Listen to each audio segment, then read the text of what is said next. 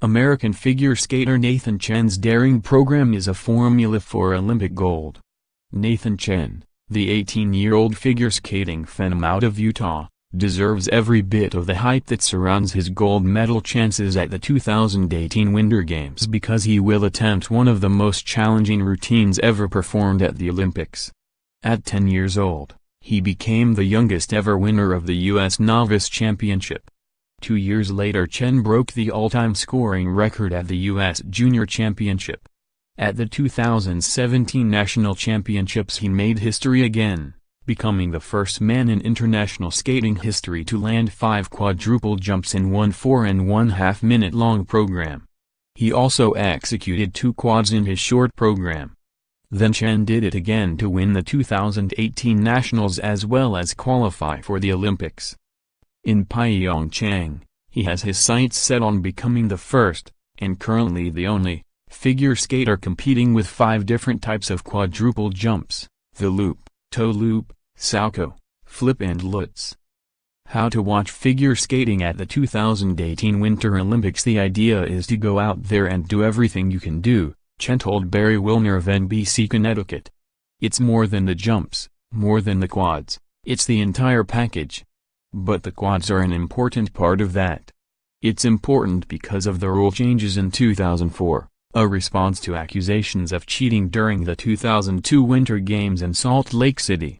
Since then, skaters are rewarded for taking risks, with more difficult, well-executed routines receiving higher scores than those that are more conservative. Chen's routine is jam-packed with risky jumps, which gives him a significant mathematical edge, even if he doesn't flawlessly execute each element.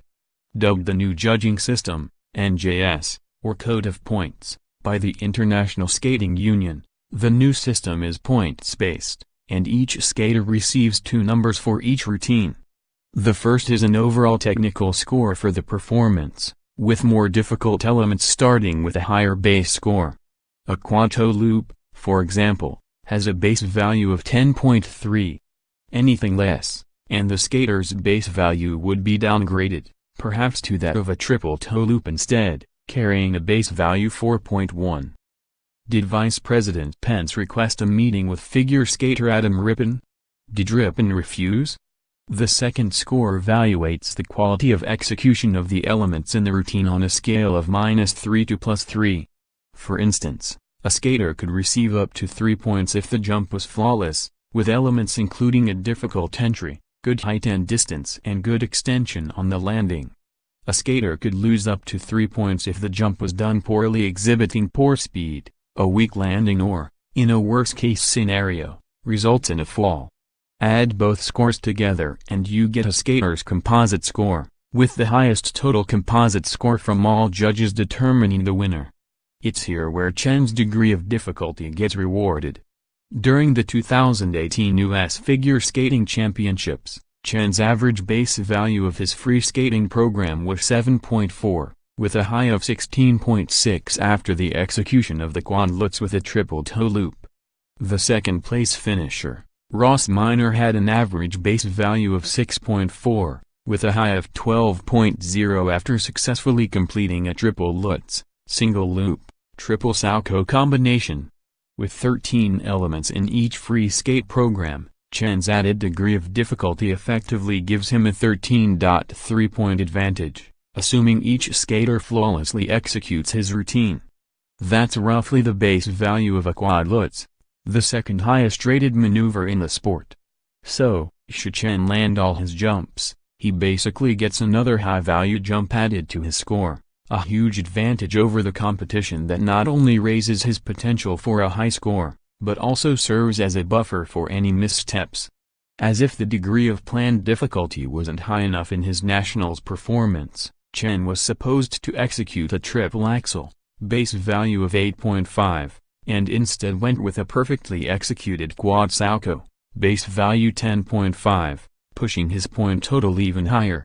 The short program of the 2018 U.S. Figure Skating Championships is more of the same.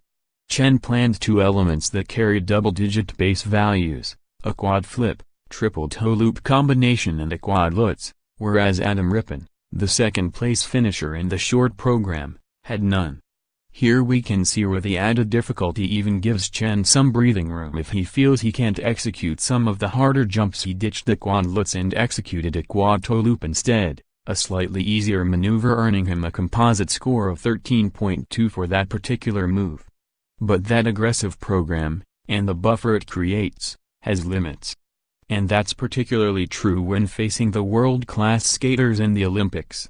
Chen's biggest rival, Yuzuru Hanyu of Japan, the 2014 gold medal winner at Sochi and current world record holder for the highest short program, free skating, and combined total scores, landed 4 quadruple jumps in a flawless free skate routine during the 2017 World Figure Skating Championships.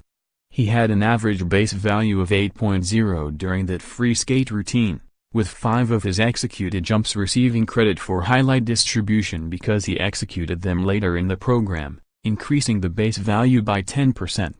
That puts him very close to the same degree of difficulty as Chen, whose average base value in that same event was 8.7. Then it mainly comes down to execution, and at the World Championships, Chen didn't execute.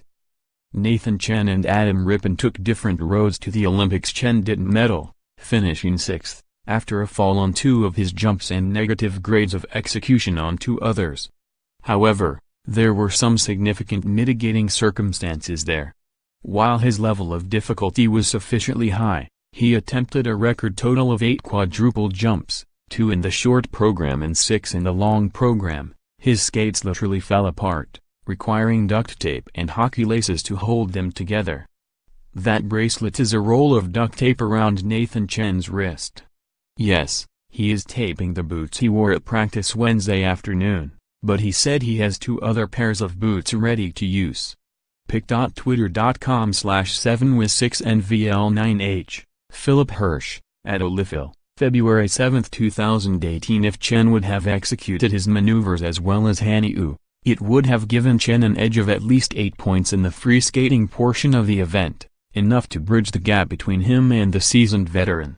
And that's the true benefit of creating such a difficult program. It puts the 18-year-old in position to topple some of the best figure skaters on the planet.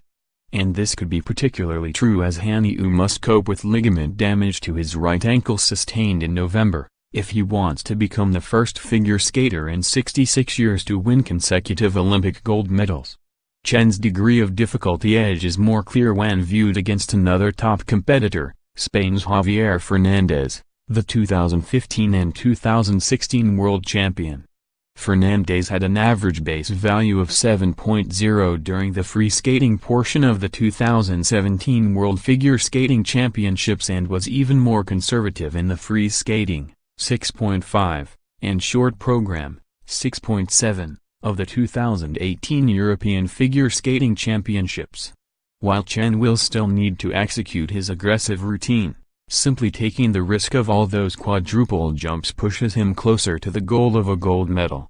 Read more. Nathan Chen takes first at Nationals, chaos reigns in his wake. Will the addition of lyrics have figure skating judges singing along? Luger Aaron Hamlin chosen as U.S. flag bearer for opening ceremonies for Olympian Susan Dunkley, reconciling a shooting life with gun violence. Jamie Anderson, Olympic gold medalist and meditator, seeks elusive balance goal in the shortest of short track speed skating. Go fast. Surgery to sled in 10 days. That's Justin Olsen's plan. Barry Svrluga, at the DMZ, Korean reunification seems an impossible task for these